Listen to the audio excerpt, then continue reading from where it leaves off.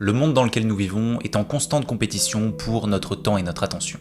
Partout, à chaque instant, il semble qu'il y ait quelque chose, une information, un message, une opinion, un fait urgent qui requiert notre attention. Et être capable, à travers ce bruit constant, de trouver l'inspiration et la concentration semble devenir de plus en plus complexe.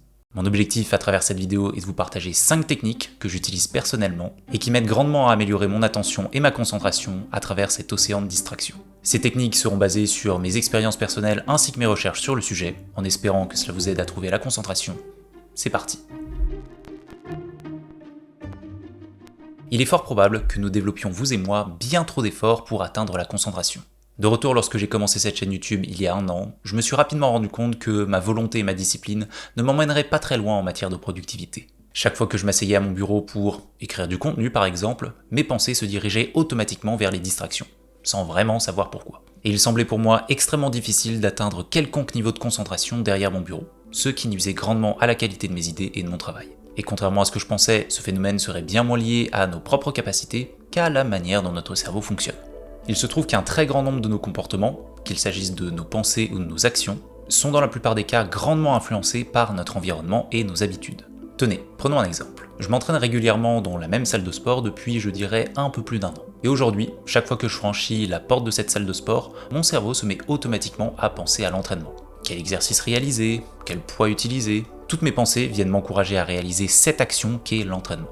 De la même manière, si je me rends dans ma cuisine et que j'y reste assez longtemps, je vais commencer à penser à ce que je vais pouvoir manger, au fait qu'il reste une tablette de chocolat dans le placard. Et ce même phénomène peut également se produire avec notre attention et notre concentration. Et c'est personnellement ce qui me faisait défaut. Je n'avais aucune distinction entre l'environnement dans lequel je travaillais et l'environnement dans lequel je me distrayais. Et chaque fois que je tentais de maîtriser mon attention, que ce soit pour apprendre quelque chose de nouveau, réaliser des tâches administratives, ou n'importe quoi demandant cette concentration supplémentaire, mon environnement induisait automatiquement des comportements distractifs. Mon cerveau associait mon bureau aux distractions et non à la concentration. Personnellement, j'ai donc complètement revisité mon espace de travail dans l'optique de créer des déclencheurs directement associés à cet état de concentration. Par exemple, je ferme systématiquement la porte de mon bureau, je mets également une ambiance lumineuse spécifique car je suis un geek et que j'adore les lumières connectées, et enfin, je lance une playlist de musique uniquement consacrée à mes sessions de concentration. Ici, le type de musique a pour moi assez peu d'importance du moment que celle-ci n'est pas trop distractive. L'idée est encore une fois d'ajouter un élément déclencheur supplémentaire à cet état de concentration. Et bien évidemment, tous ces éléments sont exclusifs à mes sessions de productivité. De cette manière, chaque fois que ceci se présente, mon cerveau sait qu'il est temps de passer en mode concentration. La plupart des athlètes professionnels considèrent leur jour de repos au moins aussi important que leur jour d'entraînement. Et si leur récupération n'est pas optimale, alors leurs performances physiques et mentales ne pourront pas être à leur maximum.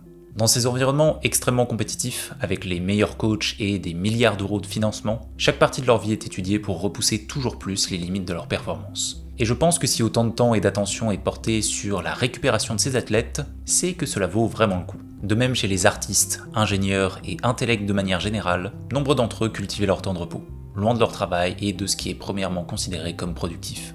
Albert Einstein, par exemple, consacrait une grande partie de son temps pour faire des balades, recevoir des amis, jouer du violon, pour réorganiser ses idées et en créer de nouvelles. Spécialement pour des tâches demandant cet état de concentration supplémentaire, nous ne pouvons malheureusement pas maintenir cet état éternellement. Et d'un point de vue scientifique, il semble que nous puissions maintenir cette attention soutenue pendant environ 1h30 à 2h.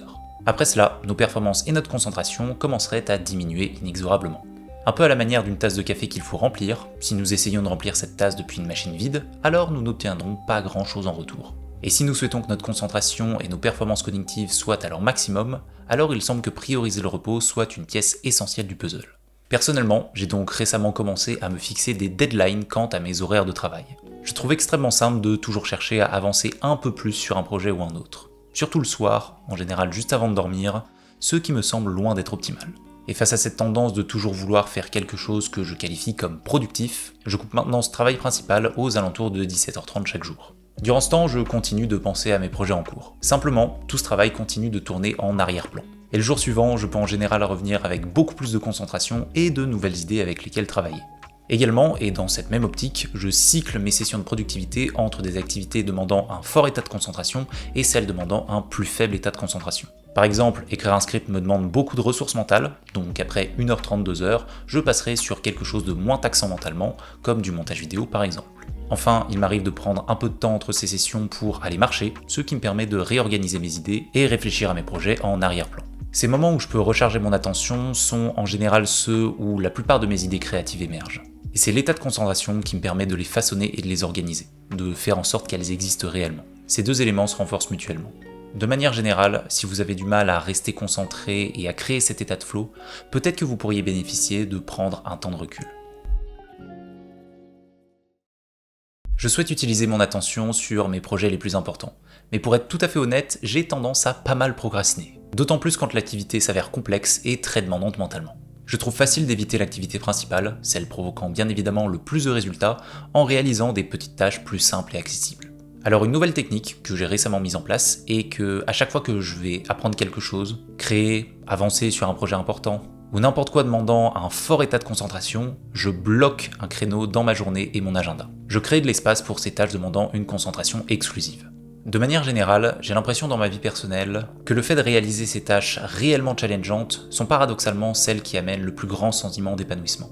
Et ce principe semble à mon sens s'appliquer à presque la totalité des situations.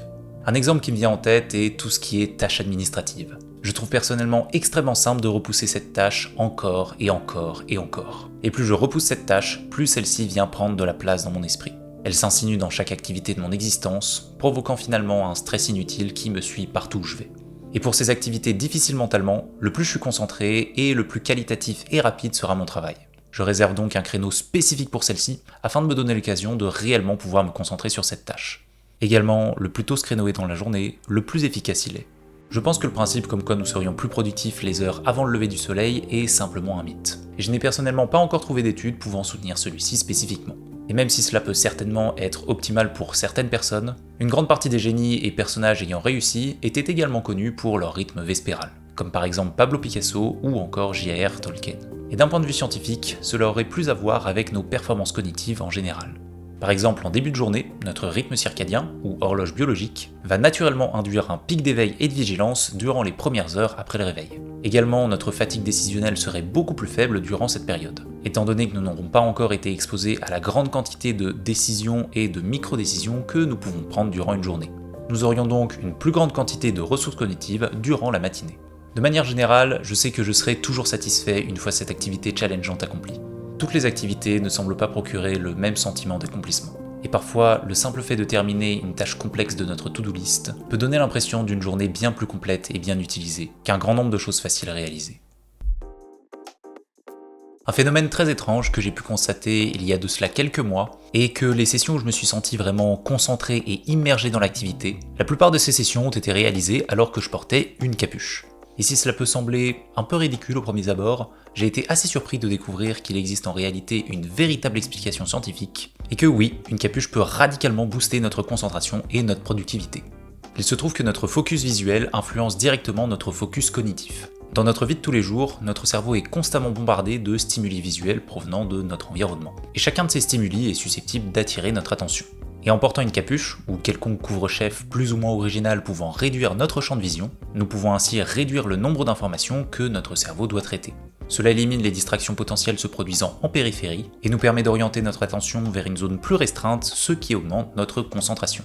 C'est un point un peu plus bref que les autres, mais que je tenais à mentionner car cela fait partie de ces techniques qui sont très simples à appliquer, et qui personnellement m'ont apporté de vrais bénéfices. Qui plus est, cela peut être un élément déclencheur très efficace pour créer une nouvelle association pour le cerveau. Alors, utilisez la science et travaillez avec une capuche.